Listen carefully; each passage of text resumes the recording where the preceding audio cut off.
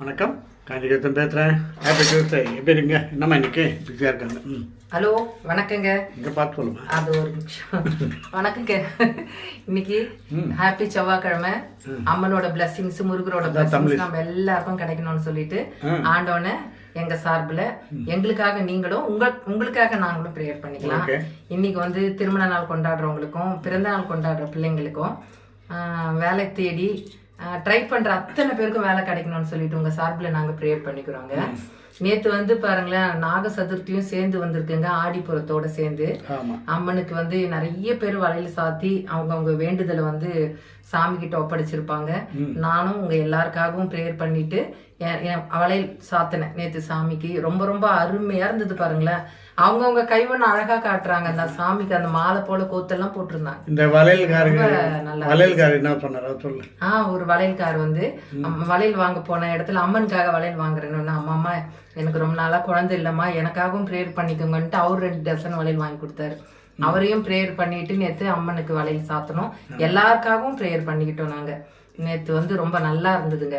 நாக பஞ்சமின்னு சொன்னாங்க, நாக சதுர்த்தின்னுட்டு. இந்த நாகெல்லாம் இருக்கும் தெரியுங்களா கோயில்கள், அதுல போயிட்டு நம்ம மஞ்சள் குங்குமம் வச்சு நம்ம வேண்டுதலை பண்ணோம்னா ரொம்ப ரொம்ப சிறப்பா இருக்கும் அப்படின்னுவாங்க. நேத்து நிறைய பேர் அந்த மாதிரி பண்ணதை பார்த்தோங்க கோயில்ல. ரொம்ப நல்லா இருந்தது. அப்புறம் இன்னிலேருந்து இதையும் ஆட் பண்ணிக்கோ. திருமணம் நல்லபடியா வரணும் கிடைக்கணும்.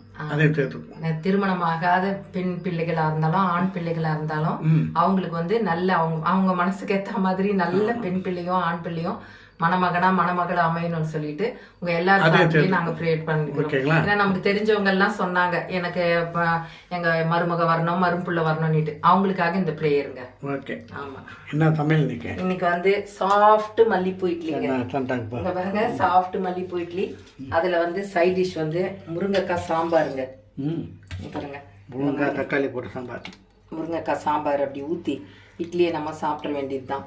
இன்னைக்கு வந்து முருங்கைக்கீரை கொஞ்சம் இருந்தது, அதை வச்சு நல்லா தேங்காய் பூ போட்டு பொரியல் பண்ணிட்டு வாழைக்காய் வறுவல் டீப் ஃப்ரை பண்ணி வச்சிருக்கோம். வாழைக்காய் கிடைச்சது. ஆமா, நல்லா நீட்டு ரொம்ப சாஃப்ட் ஆயிடுச்சு. தண்ணியே ஊற்றலைங்க, வதக்கும் போதே சாஃப்ட் ஆயிடுச்சு. குட்டி வாழைக்காய் அப்படி தான் இருக்கும். ஓகேங்களா? அப்புறம் ஒரு சின்ன விஷயம் சொல்லிக்கிறேன். நம்ம கொஞ்சம் குண்டாக இருந்தால் என்னடா கொலஸ்ட்ராலான்னு கேட்குறோம். ஒல்லியாக இருந்தால் உடம்பு பாரு சுகராக இருக்குன்றான். கோவமாக இருந்தால் உனக்கு ப்ரெஷராடா இவ்வளோ கோவப்படுறேன்றான். அமைதியாக இருந்தால் என்னாச்சு கம்முனுக்குறான்றான். நம்ம எப்படி தான் இருக்கிறதுங்க? கொஞ்சம் யோசிங்களேன். அமைதியாக இருந்தாலும் ஏன் சைலண்டாகிறா, ஏதோ உடம்பு பிரச்சனைன்றான். குண்டாக இருந்தால் கொலஸ்ட்ரால்ன்றான். ஒல்லியாக இருந்தால் சுகர் செக் பண்ணிக்கன்றான். அமைதியாக போனால் இப்படி சொல்கிறான். ஓகேங்களா? யோசனை பண்ணும்.